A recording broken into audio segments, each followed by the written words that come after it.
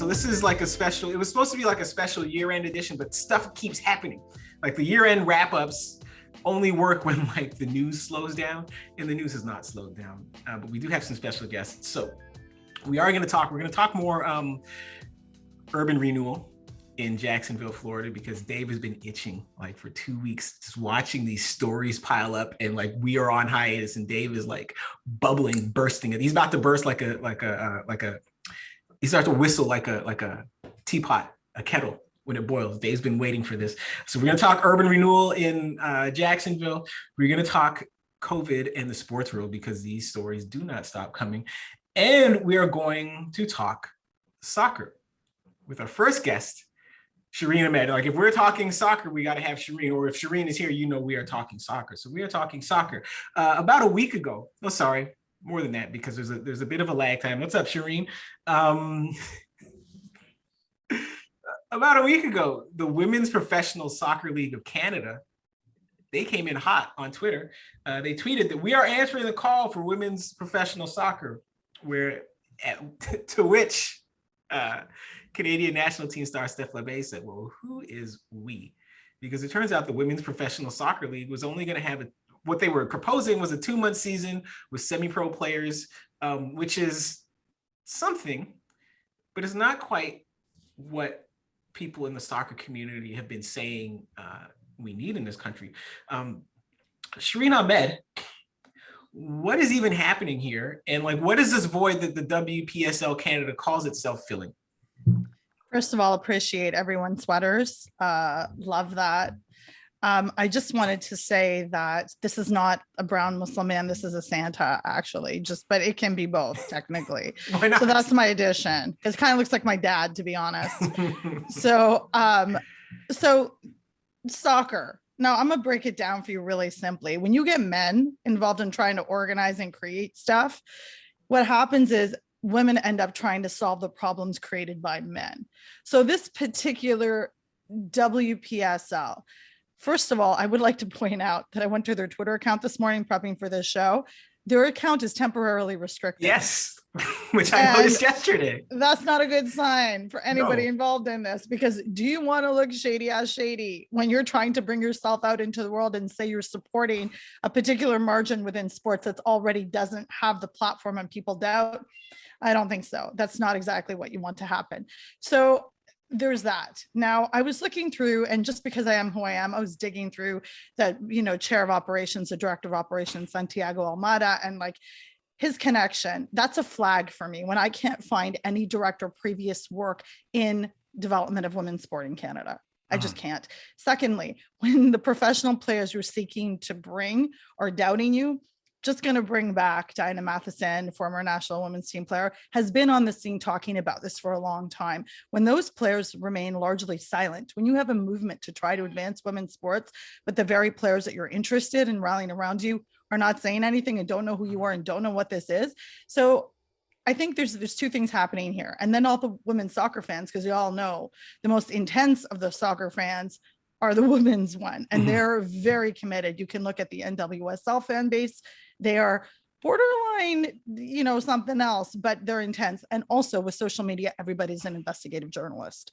So they're going to bring and drag this down, which is what's happening. And I think you have to look really practically, because basically what Labbe ended up saying was, we're not playing for scraps. This is not what's happening. And that's what it felt like. They literally, I don't know what the Canadian women's national team has to do. What do they have to do? Do they have to talk? They have to organize this as a team in terms of labor. They did that. Erin McLeod led that charge. Do they have to be the forerunners in this country for talking about LGBTIQ rights? They've done that. Do they have to show solidarity with Black Lives Matter? They've done that. Do they have to work with supporting Frontline during COVID? They've done that. They've checked off every conceivable box for being one of the most impressive teams and consistent with being, very tuned into what's happening in their world and in the world. And they're saying, in addition to that, we're going to be the best in the world. They've done it. We know the product is good. We know they're excellent. They're not playing for 2.5 months of a season, semi-pro league with no sponsors committed, each individual league owner. I'm sorry, Santiago, I don't know who you are, but I'm not interested in this, because this strikes me as something some uncle in a parking lot is trying to set up. Like, that's what this sounds like to me. So no.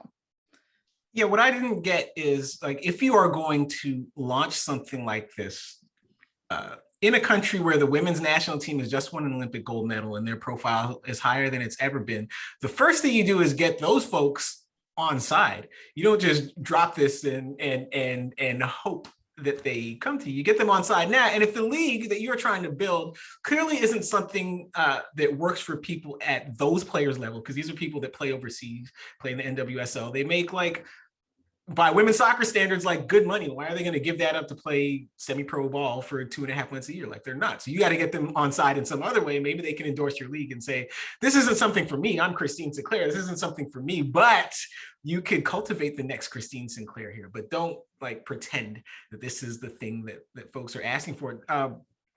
Dave or Megan, like does the success of the women's national soccer team here in Canada and the Olympic gold medal, does that allow like decision makers to kind of obscure structural problems that might bite the sport in the butt, 5 or 10 years down the road? Dave, I'll throw it to you. Throw it to me. I think absolutely. I mean, one of the things we know about sports is that success can obscure the need for structural change. So you say, look, this happened, like we hired this manager of color, or look, we hired this women executive, and that allows entire organizations, entire leagues to be able to take a step back and say, look, we don't actually have a problem in this regard when the problems continue to fester. So absolutely, we have to be wary of that, because the success and whatnot, that's the icing. And everybody loves the icing. But if we're not having a constant focus on the cake, it allows for these problems to get pushed along for years, if not decades. Yeah, and it's an output. It's a result that allows you to pretend the process is sound when really, like, as we just mentioned, a lot of these players are playing in Europe, and like that's where they're sharpening their skills. That's where they're playing against the best players. And so if you are going to try to establish a league in Canada that you are calling yourself the viable alternative to people going over to Europe, then that's what it has to be, because you're not going to leave your gig at Chelsea or whatever, PSG, to come play, no disrespect to Toronto or whatever, but to come play back at home for 2 months a year for, a fraction of the salary. But Megan McPeak, because these are similar to discussions that men's soccer has, but also that basketball has, right? And there are a few domestic leagues here in Canada, but like fully domestic and fully professional at that level, how feasible is that even in Canada? I think the biggest thing is, to Shireen and Dave's point, is they need to take many steps back and actually have people in place that have done this before, not necessarily soccer, but have just helped develop a league in some capacity that has been successful. Because that's the key thing, is you can't just develop these leagues and then they fizzle out after a year or two. You can't keep doing that. You're just going to have the female version of arena football. Like, you can't continue to build a league, think that players are going to want to come home and play at home just because they can play at home. No, they have bills to pay. They have families to support. They're still working. This is their job. So if you're going to, quote unquote, be the feasible alternative to your point, Morgan, of going over to Europe and making money, then you need to pay me what I would be making over there. And if you can't match that, or come within, $1 or $2 grand close to that, then what are you doing? Like, in all honesty, because the other thing too, if they play in the NWSL, then they go overseas to play. Where's this 2.5 months coming from? Like, where are you building this? Are we adding 2.5 months to the calendar year that we didn't know about just for this women's soccer professional league in Canada? Like, what are you really doing? You clearly have no background. Again, to Shireen's point, someone who is trying to build this league clearly has no resume of doing this before. So that is a huge red flag. They needed to have everything prepared so that when questions were then thrown at them on Twitter, and again, I get it, the social media people are not the answers, okay? It's like when teams post something, don't expect the team to tell you why they made a trade. It's not the social media people's, that's not part of their job description, okay? They're just doing their job.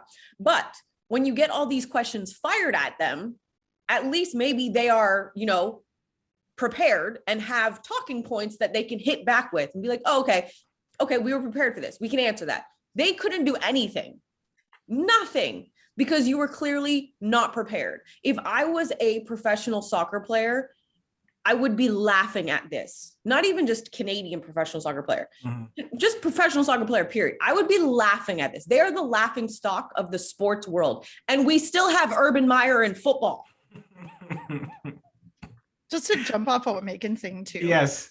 Is that this is very clearly a situation where they didn't actually consult the players and the people who are already doing this. And that's one of the things that bothered me the most about this. Like, to what Megan said, do you even know what they're asking for? Like, are you here because you think it's so? On the one hand, I'm glad that people think that women's football is profitable and it's a lucrative thing, because that's something else we've been fighting for so long. But on the other hand, to sort of, I guess, wash away what they have been asking for. This is literally not it. Like, this ain't it. That's not what they're asking for. And that bothered me a lot, because it's not as if this team is not vocal.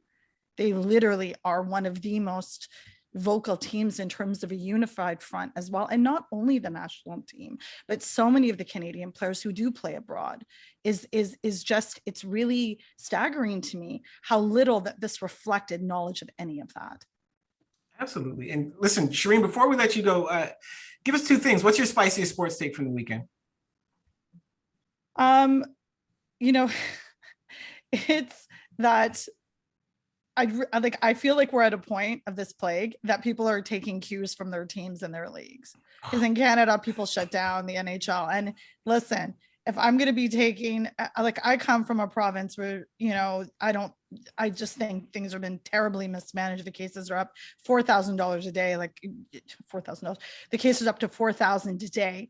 It's a mess. But when it seems as if the NHL is more responsible in their practice, that's personally something I'm going to be worried about. If I'm looking to Gary Bettman to give me proper operating procedure, if this is what it's come to, that I'm looking at him going, that's a responsible decision. I need to reevaluate my entire life, all of it. So that's what I'm saying. Look at what they're doing. Like, the Raptors canceled the game, postponed the game rather, you know what I'm saying? So I don't think it's too hard to say. It may not be the spiciest, maybe more turmeric-y than anything else. But I'm saying maybe your sports teams aren't that bad in how they're maneuvering right now. Listen, Shireen Ahmed is one of the hardest working people in this business and one of the best pure souls in this business. If you guys aren't following her on Twitter already, make sure you make it happen. Shireen Ahmed, we'll see you soon. And after, I guess, we all get boosted and can go outside again. Well, sorry, after we all get boosted, and if we're all outside, we'll see you in real life soon. Yes, we're not running though, Morgan, but yes, we will see each other in real life. Right. Perfect.